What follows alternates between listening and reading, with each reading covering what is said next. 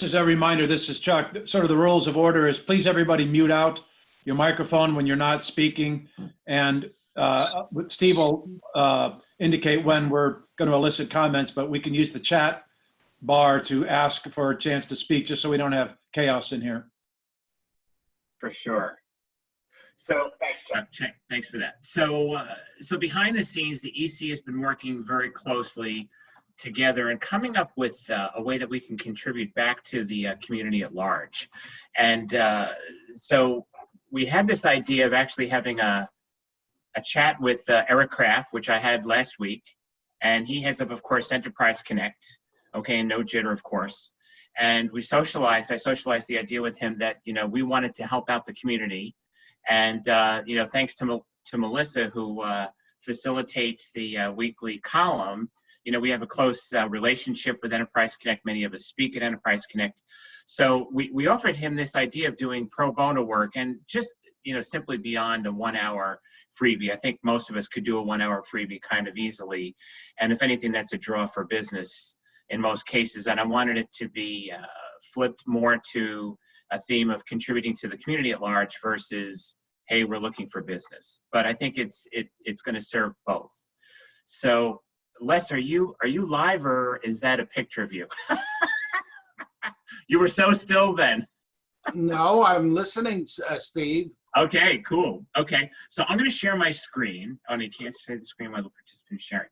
Okay, so yeah, Jenna, if I could, yeah, thanks, Jenna. Okay, never mind. So here, let me just grab this stuff here. Let me grab this. Let me grab this. So yeah, so behind the scenes, we have developed a promo piece, an abstract that went to Eric Kraft. He's already pre-approved it. It has to go to his marketing team. But the idea is that he's going to be doing an email out to specific lists that we have developed, and we'll share you the geography and the sizing that we're going to be talking about in a moment. And I think it's a huge opportunity. So we touched on it a little bit last week, and then when we were on the board call this past week, we noticed that there was some urgency to talk about this. So I've got a set of slides, but I really want to pause after each slide to allow Chuck to make some comments, as well as everybody. I think we're going to have a lot of different thoughts here, but at a high level, we have the construct of what we're going to be sharing with Enterprise Connect. So we've done some calculatings behind the scenes, calculations. Scott Murphy, when we were on a call last week, actually it was the after hours Fran Blackburn party hour, right, Fran?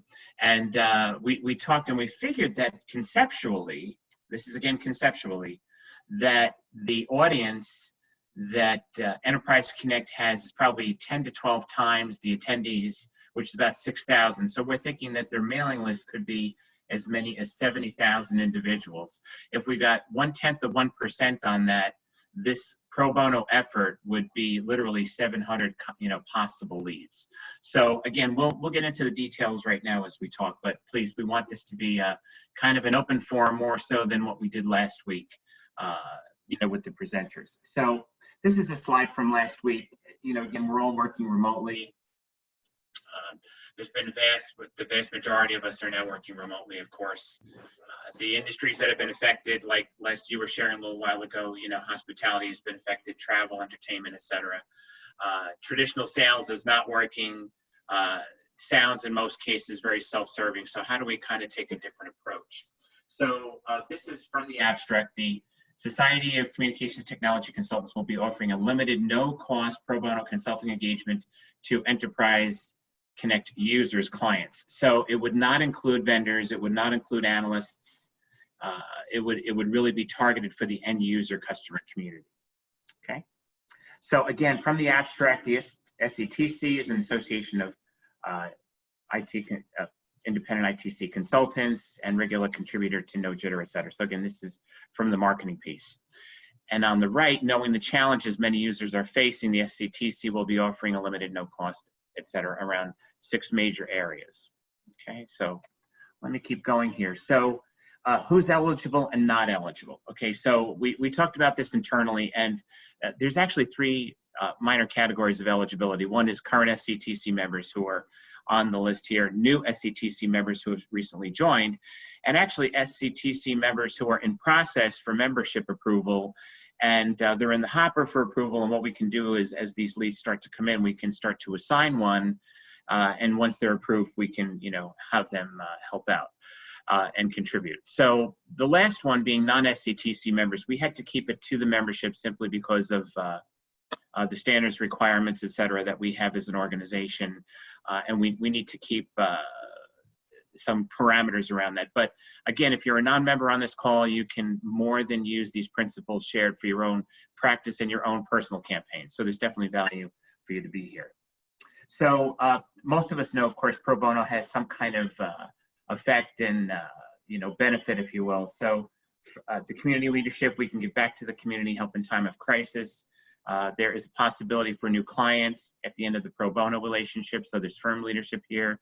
Obviously, we must be committed around getting involved and having that commitment. We can obviously provide invaluable experience and real-time face-to-face via Zoom and whatever we're using these days for interviewing and research. And it may lead to paid work, and it exposes you to perspectives and problems, maybe even outside your own personal experience. So Chuck, any comments here from your side? Not yet, Steve. Okay. So really the purpose is to provide, you know, support to the Enterprise Connect community with a no-cost pro bono. There are some themes, I'll skip through these briefly because I have some more detail in a moment. The size that we're looking at here on the bottom is 100 users or above. We've figured anybody up, below 100 users would just be a little bit too small for the consulting audience. We've already pinged Dave Mailer, so we actually have US domestic around geography, Canada and Europe, including UK, Ireland, Spain, and Netherlands. So let me pause right there. Does anybody on this call who's a member do business that can support any countries outside the ones listed right here? Hey, this is Beth. We've had a couple projects in Latin America. Okay, can you support them, Beth? Like specific countries?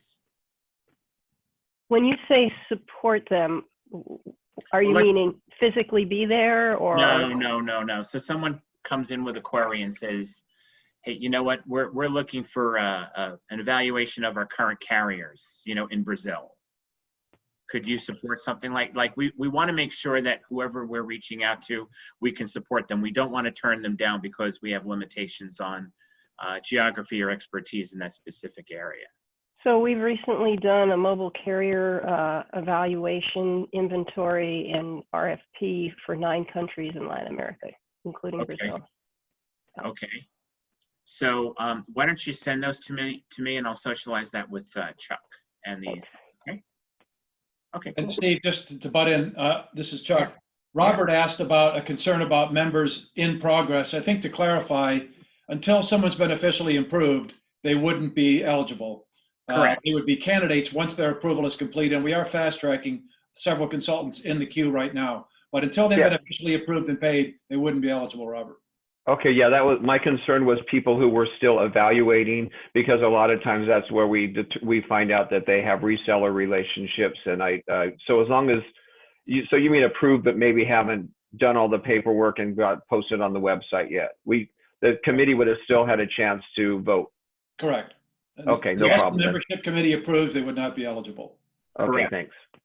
Yeah, and they actually have to be paid.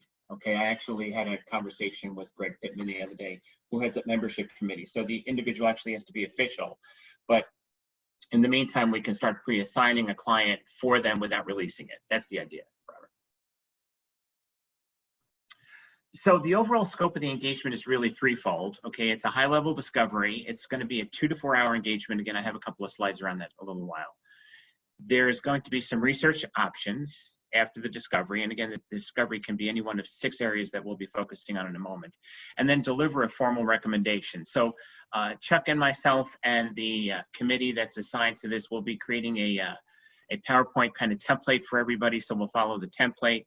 There's also going to be a 1-page agreement that Martha is helping us with, so that it will be a true engagement and setting an expectation. Again, when we get into a couple of slides in a little while, we'll talk about the this particular committee heading it up will actually interview the client afterwards so we can maintain standards amongst our membership and satisfaction high to very high amongst those getting this free pro bono offer. So yeah, so the process. So again, the consulting engagement will be 2 to 4 hours. It's again going to be the small discovery analysis and deliverable.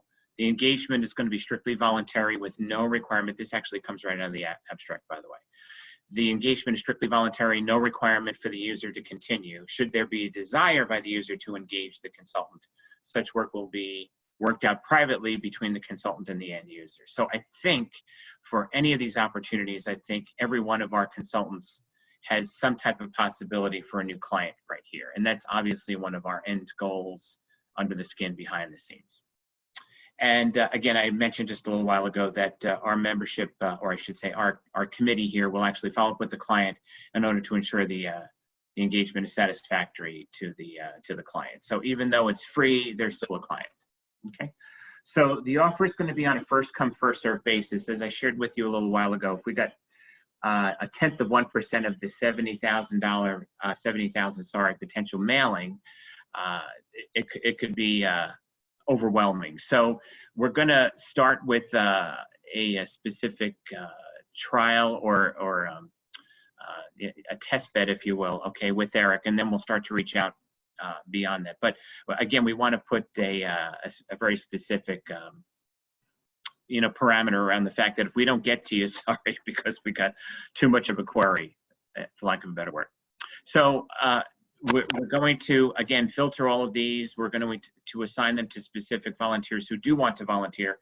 By the way, anyone who's on this or any one of our members does not have to participate. It's not a requirement for being an SCTC member. It's, I think, a way of giving back as well as potentially getting a new client. So we're going to, expect a 3 to 5 day response to respond back to the client. The engagement will run about 1 to 2 weeks. Inquiries will be from a manager or above with the authority to approve the engagement. We want to make sure that there's not just anybody who's going to be asking, the question, if you will, or, asking for insights without having any kind of authority. And again, it's going to be via a pro bono consulting engagement. And the idea is that Enterprise Connect is going to provide a link. The link will go back to a form on the SCT website, and that form will be completed by that particular prospect/client. They'll fill in some basics about their contact information, what the basic need is, what's the category they need help in, and again, we'll evaluate that beyond that. Users will check which of the 6 categories they may need help in, okay, and along to help out. And again, these will be reviewed by the committee at large, and again, we'll be following up with a call. So Chuck, any comments on this particular slide?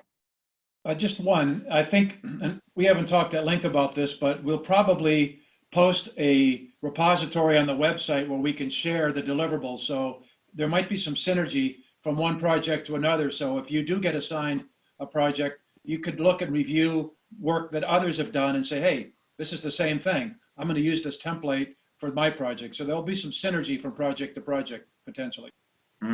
Excellent. And yeah, thanks for the reminder, Scott. We will ask if whether the client engages us for additional work, we will ask for a testimonial. And those testimonials can be used later on for promotional purposes by our organization as well as Enterprise Connect. So I think it'll create some tighter as well as larger visibility for the group and tighter synergies, between our organizations. So next slide here. So here are the 6 key consulting areas. So it's going to be UC and collaboration, and it can be anything from a needs assessment for legacy equipment to a UC implementation, best practices, a ramp up, deployment of UC or contact center in the cloud, collaborations help, work from home, contract review, video conferencing. Number 2, we're looking at LAN/WAN, okay, and any potential data network issues, or that's again the broad category, and that's how we've shared it. We haven't shared the details with Enterprise Connect, we just shared the categories. Contact center help could be both technical and operations.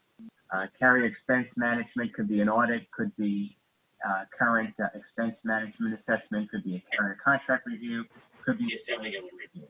Now, again, just keep in mind, this is only 2 to 4 hours for the whole engagement. So we want to give them maybe a 10 or 20 foot deep dive, but don't want to go 100 feet. Okay, we don't want to give away the shop, so to speak. Security review, again, it'll be high level, similar to number 4 on the expense side. And then finally, building infrastructure, structured cabling, wireless, IoT, et cetera. So question for the group, any other categories that we have potentially not identified here? This is Robert. Yeah, I think that carrier expenses management is too narrow. I actually do a good amount of business auditing, specifically auditing cloud subscription and cloud computing services. I actually have a whole separate product called auditthecloud.com that I do this under. So I think we need to do, I think we should, that should be IT service management. Partly because I think with all the temporary free subscriptions people are getting right now, there's going to be a good opportunity for cost reductions once things settle down and people are able to start level setting their, what they're using again. So yeah, okay. So what we can do, we can just retitle it a little bit. We can call it expense management, and we can add another bullet under that. Yeah, and I would add cloud computing and subscriptions. So sorry, I'm just getting to the slide. So what do you mean, again, so let's just call it expense management, right? Okay. Hey, Steve, Yes, Barb. what about E911? There's, since the pandemic happened, a lot of 911 centers have been overloaded, and we have 911 consultants in our group. So I wonder if that should be added. Yeah, that would be cloud computing, and you can put SaaS subscriptions. They have subscriptions? Or yeah, and subscriptions is fine. Keep it short. Cloud computing and subscriptions, since it's under expense management. Yeah. Okay. Steve, I don't think services is necessary. I think that between computing and subscriptions, it's everything. Go ahead, Chuck. Okay. Okay. Steve, maybe take Barb's suggestion, add 911 under the UCC, because that's really a component of the UC platform, is the 911 component. Yeah. Right. And then we've also talked about, Chuck, on the side about there's going to be a big opportunity after this for disaster recovery and business continuation, right? And actually, there was a good, Scott made a good point, where it says contact center technical, let's put technology.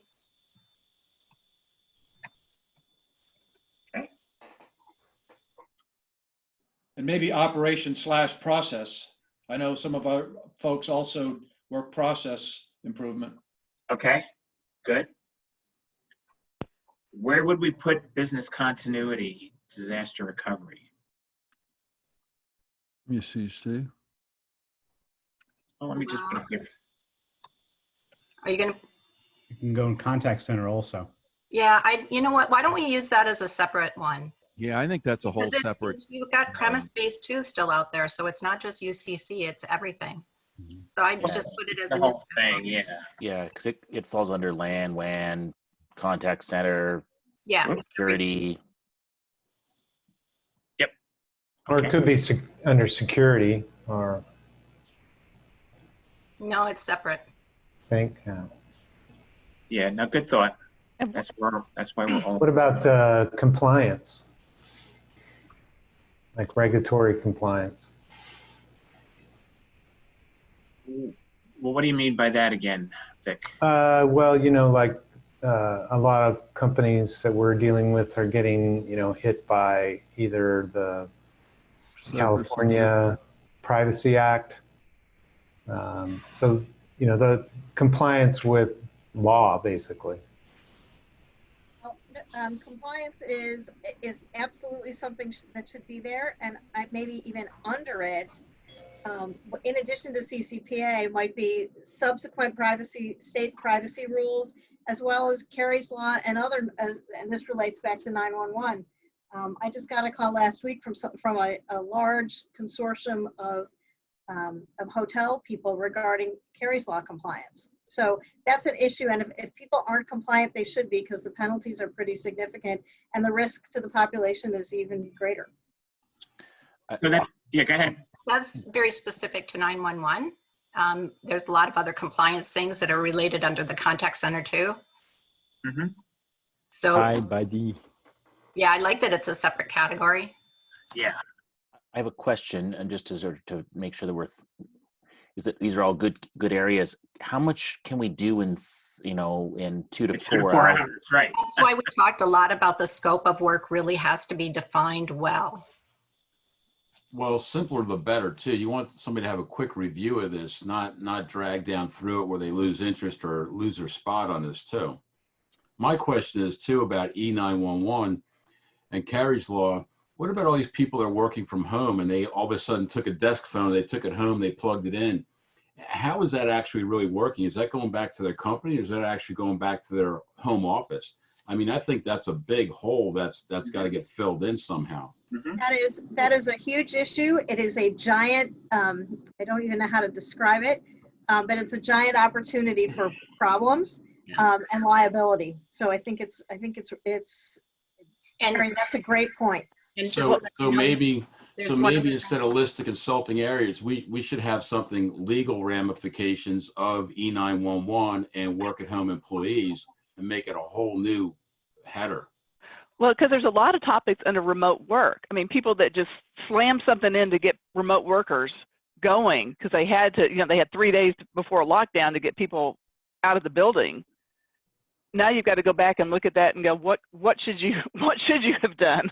How do you make it right? That would be under compliance, right? Well, it also too is it could be under procedures because sometimes because of what you have to do to change it for 911 from home versus 911 in the office, some of the compliance is that the agent themselves, now Martha, depending on state, it could still be law issues, right? But what the procedures they did is they said, you guys cannot use this phone to call 911 from. You've still got your home phone, your landline, or your cell phone. So, I mean, sometimes they've adopted a procedure. It may not be legal, but at least they stated what needed to be done. No, I think that something like that would pass muster so long as the employee actually acknowledged that he or she understood what the directive was. I mean, it's all about being safe.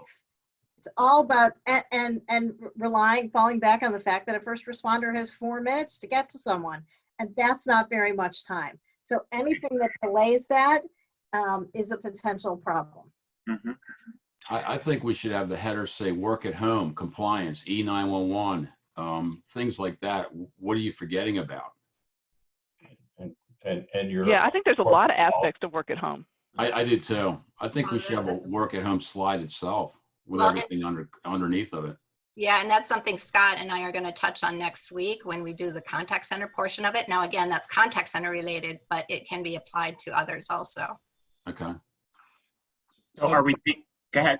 Well, this is Chuck. I think there's going to be overlap between, there's no way we're going to have each of these categories so rigid that there's not going to be any overlap and ambiguity. So rather than spend too much time trying to really partition each of these, why don't you send any ideas you have to Steve and we'll try to work on this. Yeah, we'll filter them. We're going to have to use discretion as these opportunities come in because nothing's going to fit 100% neatly in any one bucket. There's going to be multiple factors. So it'll be really up to the committee to kind of decide what's the best approach based upon the ask.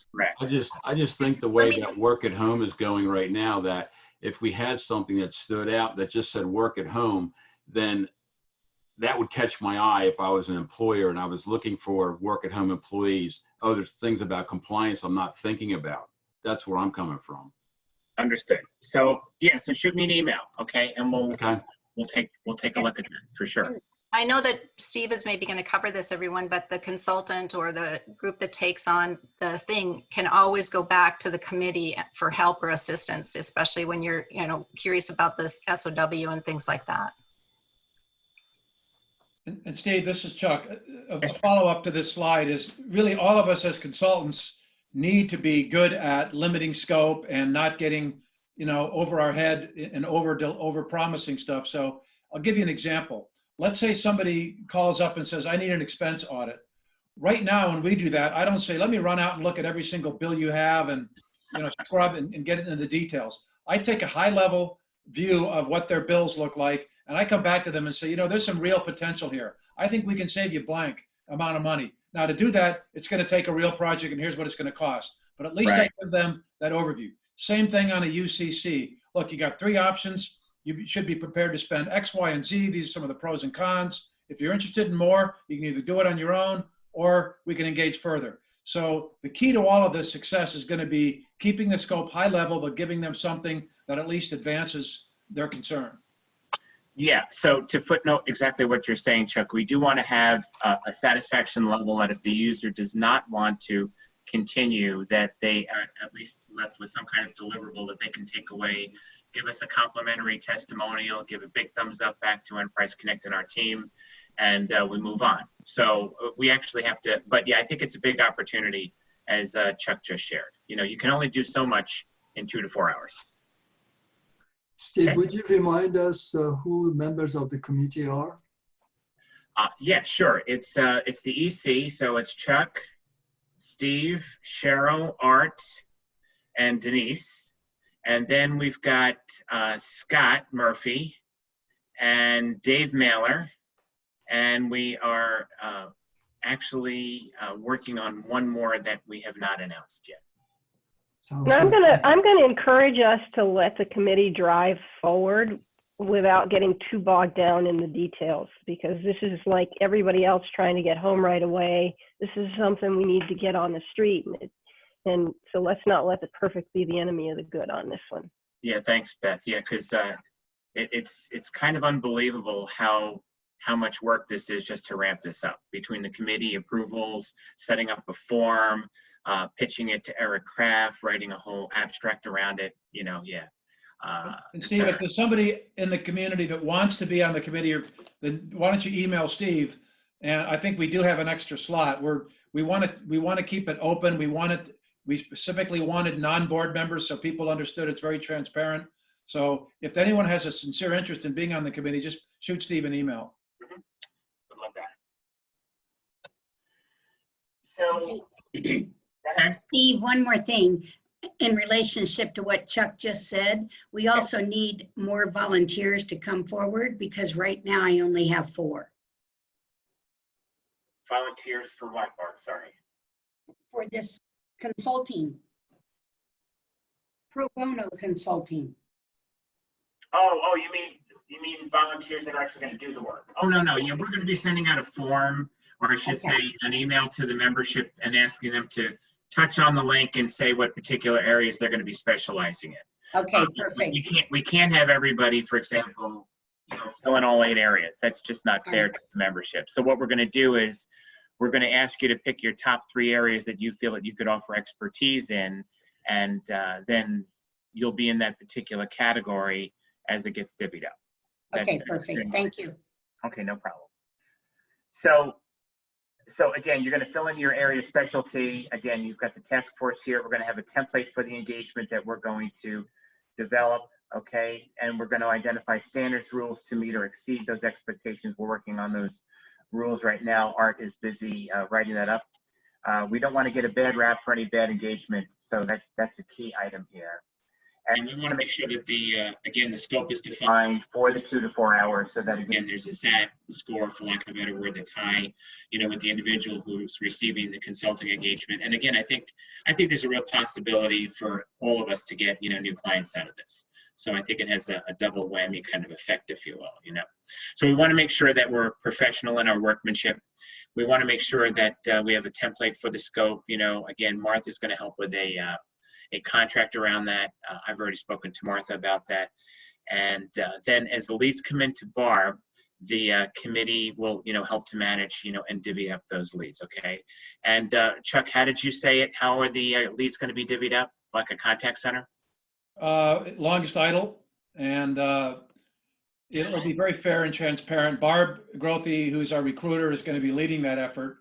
And we're going to first make sure that we assign it to, it's basically skill sets, if those in the contact center business.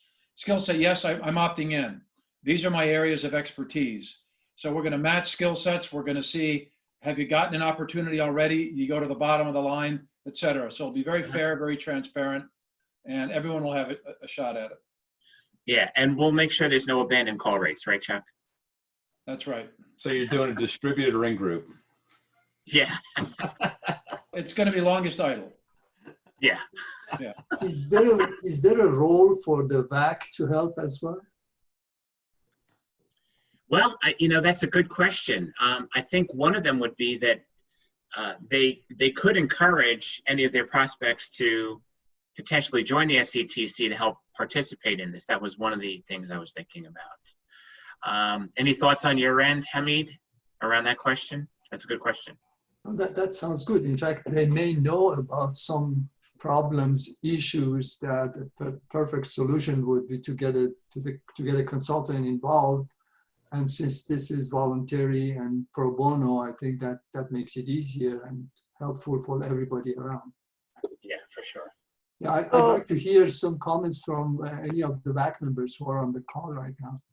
It's Marcia. I'm wondering if you guys encounter one of our clients, do you want us involved? Or will you contact us, or is it something that you would, engage the VAC at all?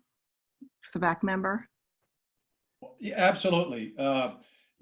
Consultants can't work in a vacuum. If we're going to go out and get information, we're going to be reaching out to vendors, and certainly I would think we'd be reaching out to our VAC members first. So it could be a source of leads for the VAC as opportunities come in. The VAC may end up getting more out of this than the consultants, theoretically. Yep. That sounds great. Hey, Steve, I'm going to go down to bullet 4 and say that the output should be professional, not workmanship, unless you want to say workwomanship. We offended somebody already. Is there such a word? No, there's not. We just call it output or something like that. Beth, there is a man in woman. The word woman contains the word man. Well, we're not even inclusive of that. I think just leaving it as professional is adequate. There you go. Yeah, take that out. Thanks. I'll just put trans in there. All righty then. Moving on. Okay. So again, this Barb is going to be the feed. By the way, we've already spoken to Barb about that. She is the contact on the abstract, and on this, we've actually created a press release form too. So conceptually, this could not just go to the membership, but we could actually potentially produce this in terms of PR Newswire or other kinds of things. So there could be a tremendous amount of opportunity press out of this. So, and again, the request will come through a central email. It's going to go to Barb, and then it'll the lead disbursement will come, from there as shared with Chuck just a moment ago. Okay, based upon that skill set. So requirements, the query must come from an end user. Actually, if some of our VAC members had a lead to, we can talk about that. That's actually not the effort here. It's really through Enterprise Connect, but we can always sidebar on that and talk about that individually.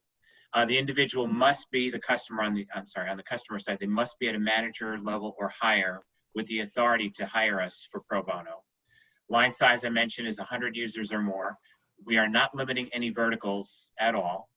And I mentioned the geography a little while ago. Again, Beth, why don't you send me your email with Latin America and we can socialize that, okay? Again, we're trying to spread this out as much as we can and give, people as many, opportunities, as possible here, okay? Steve, Scott here. Yes. A question Yes, on the size of 100. In the contact center space, a lot of the companies that are struggling may have contact centers of 50 to 75 people. Yeah, okay. On the UC side, I see 100, but on the contact center, I just wonder if 100 is going to limit it too much.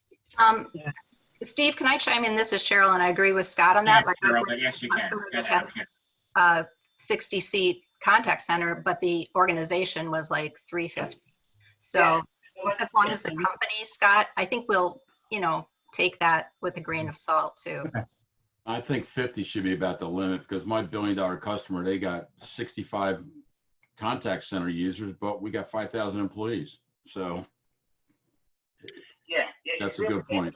The total endpoint. Yeah, so Scott, to your point, we're really thinking, for the whole organization, and therefore the contact center would be a sub bullet under that would qualify. Okay. Okay. So yeah, so an organization of 100 users might have a small contact center of 10, if you will. You know what I mean? Got it. Okay. No, good talking point though.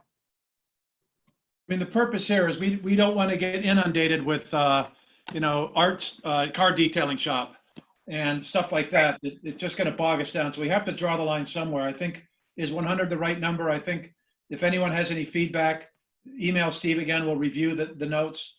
And again, we're going to do a trial blast. And based upon what we see there, we can modify our approach. Okay. So logistics, again, we started with Eric Kraft already. Eric is going to promote the SCTC through he said several email blasts. The emails will come into Barb, be dispersed. There'll be feedback pre and post engagement, including a possible reference and a testimonial. And then the result, really, I think it's great for our organization. It'll show goodwill from our organization, goodwill from the Enterprise Connect to help the community at large. I think it's much larger exposure for our organization, which that's always been one of our limitations. And possible additional consultant and back members in the end, and putting our members back to work. That's really what the intent of this is. So let me pause for a moment.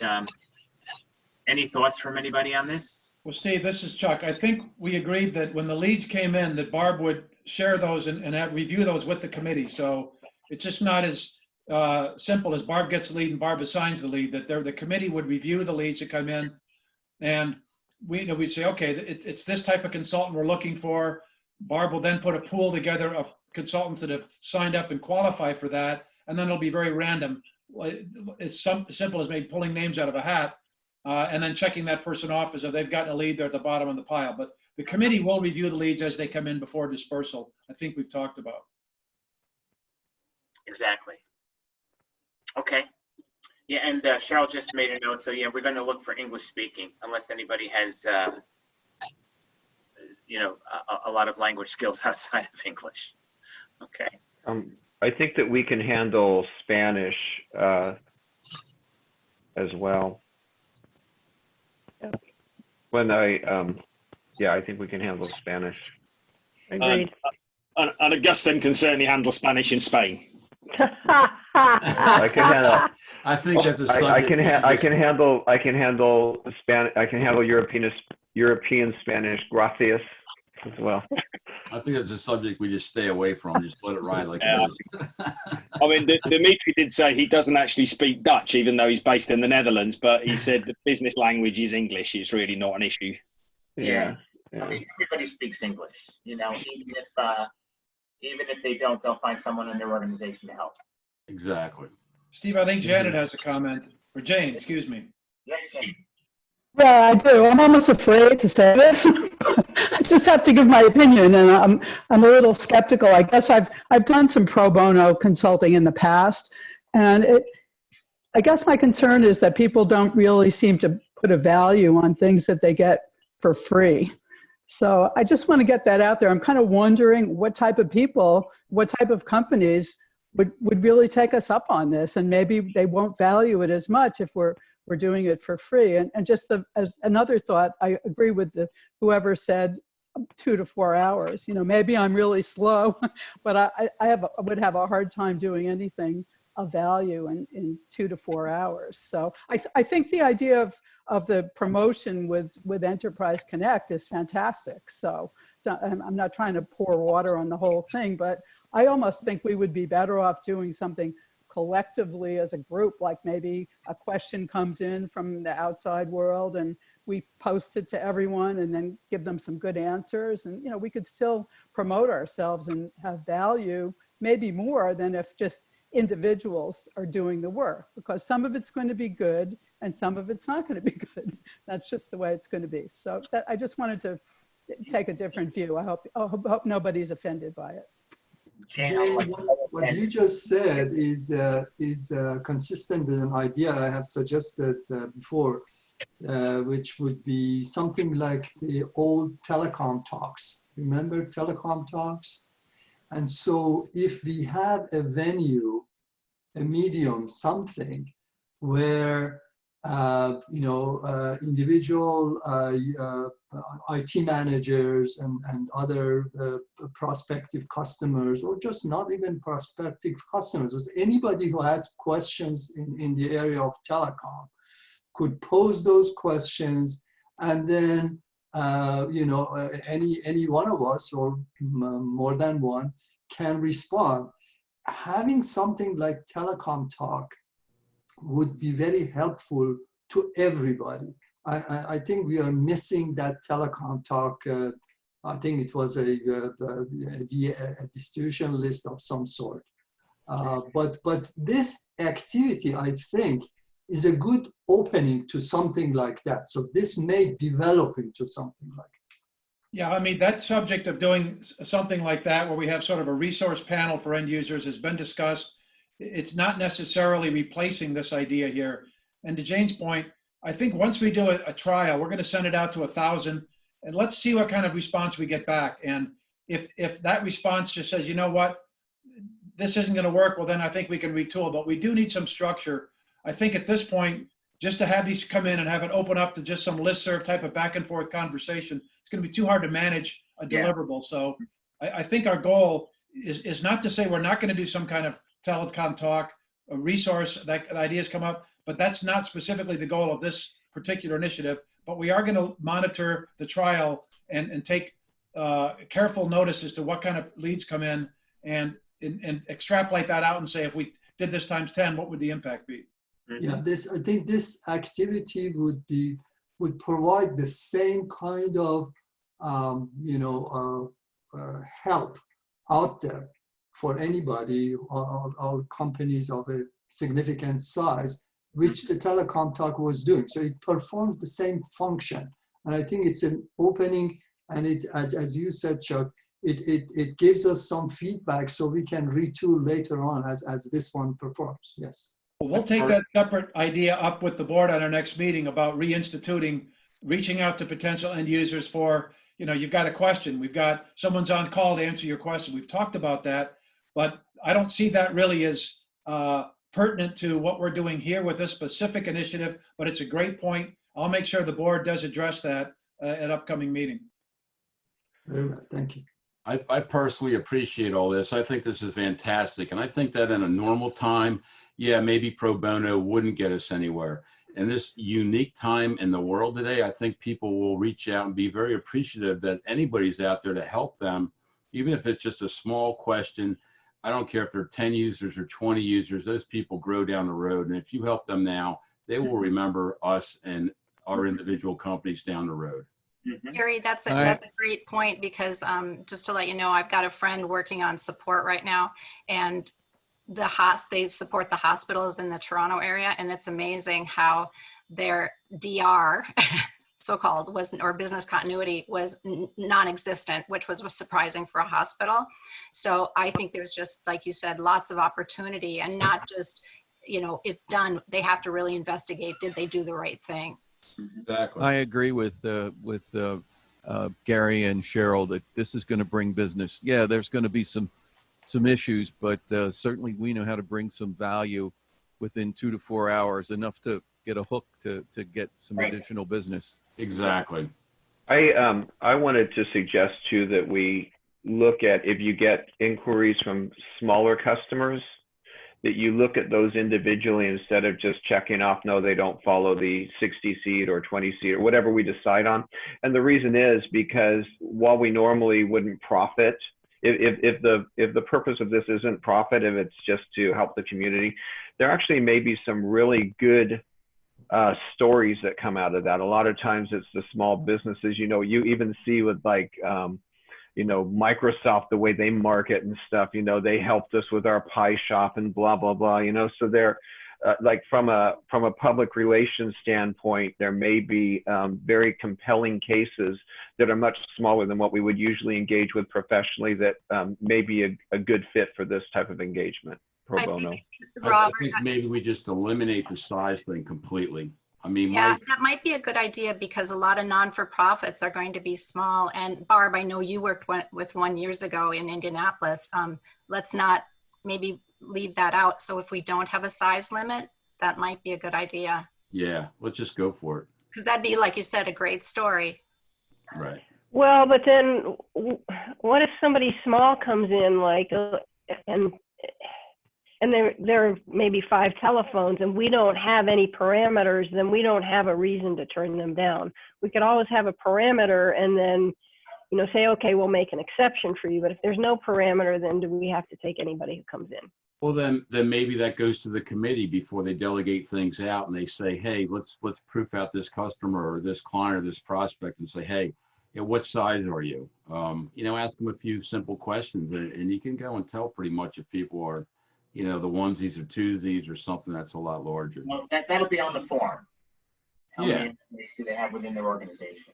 Yep. I'm in agreement, though, that we shouldn't have an arbitrary number, that we should take it case by case. So in the essence of time, we only have 6 minutes left. I think the committee's amenable to the idea that we shouldn't have a hard and fast number and eliminate people that may either A, need help and we want to help, or B, there's extenuating circumstances. So I think we're open to not having a strict limit, but somehow not getting cluttered up by, you know, Fred's Car Wash and things that, you know, really are going to dilute our ability to provide this on a grander scale. Right, exactly. Agreed. So And I have to drop off, but if somebody would send me the form or whatever we need, that'd be great. Thanks and yeah, goodbye, everybody. we don't have the form. Just send me the email, Beth, with the country. Okay, You're in charge of South America, Beth. Latin America, Latin America. Latin America. Yeah, just remember everyone, you will get something that you can sign up. That's going to be made up. So don't Yeah, we're going to send go for everything to form Steve. around that. Yeah, we're not Okay, there. thanks. Bye. Thanks you guys for the work. And I think, this is Chuck, one other comment I think make before we all, I know some of us have calls. A lot of, this is happening very quickly. We're sort of building the airplane as we take off. So Yeah.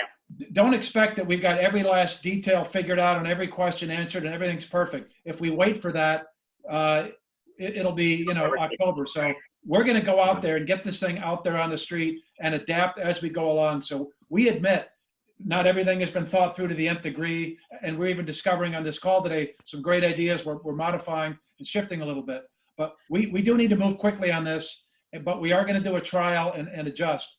And What's very your time possibly we frame? can have additional meetings like this to share with the community what's going on and get additional input. Chuck, what's your time frame for taking the plane down the runway here? Next week? No. No, but in a couple, well, part of this has to do with, we got to set up the form, we got to finalize, you know, everything that we heard here today within the committee. And we have to get approval from Eric, okay, for a trial first and then to unleash it.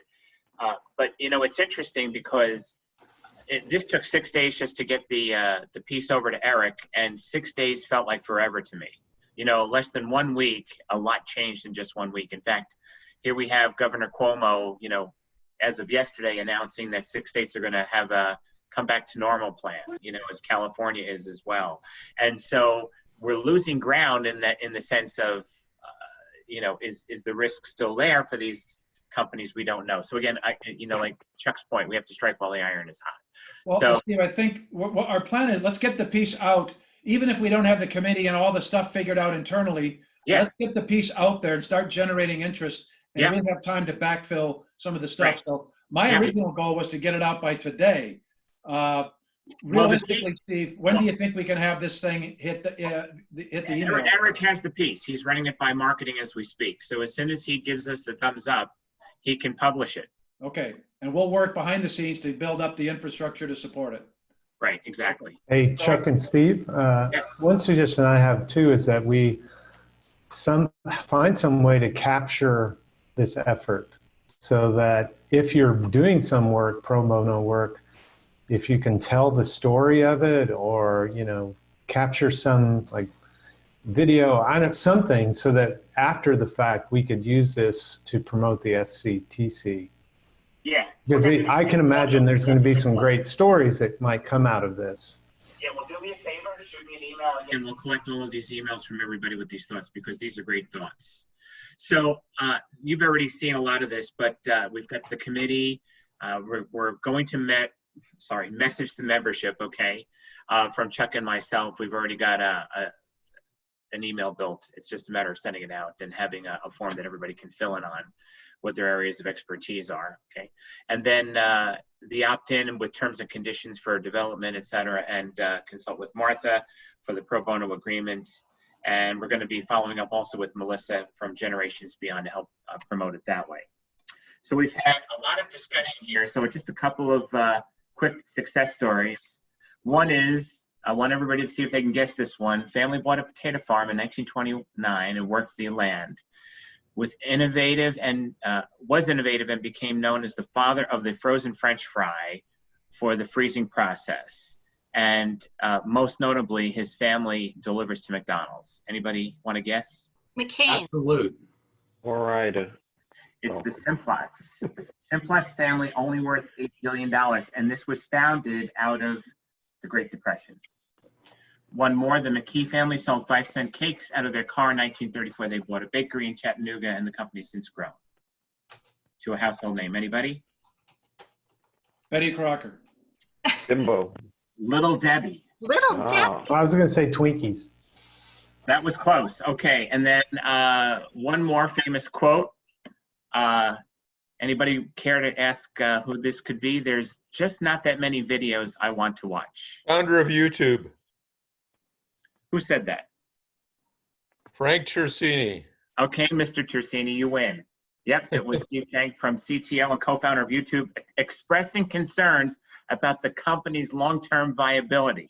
Are you kidding me? Okay. Wow, So, what a rich idiot. Yeah. I wish I was How that do you really stupid. feel? Wow. He must feel really dumb right now. Yeah.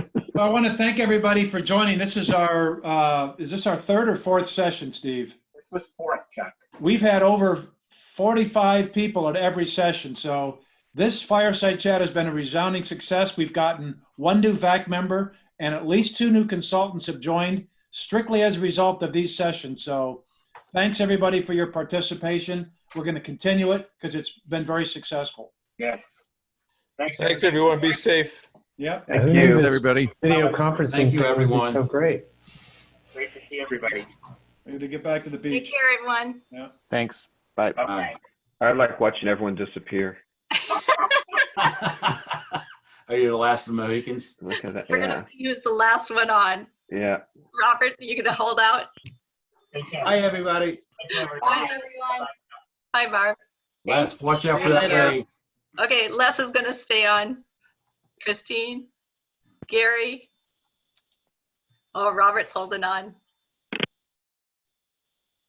I'm going fishing next. I'm tired of this stuff. Take care, everyone. Cheers from Toronto. I can't hold my expression any longer. Hey, Cheryl, I was born in Toronto, Ontario. Whereabouts? Gosh, all I can tell you is Ontario because I left when I was 18 months old. Oh, well then, yeah. And actually, I've only been here since I've been 31, 2. I'm still only a landed immigrant, Honey. so my husband keeps bugging me about that. I'm going to have to get my citizenship one day or another. Yeah, well, I'd love to chat with you another time. Sounds good, Christine. Take care, everyone. Okay, Robert, you're the Okay. last one on. Bye. Bye, guys. Bye, Barb. Bye. Fran.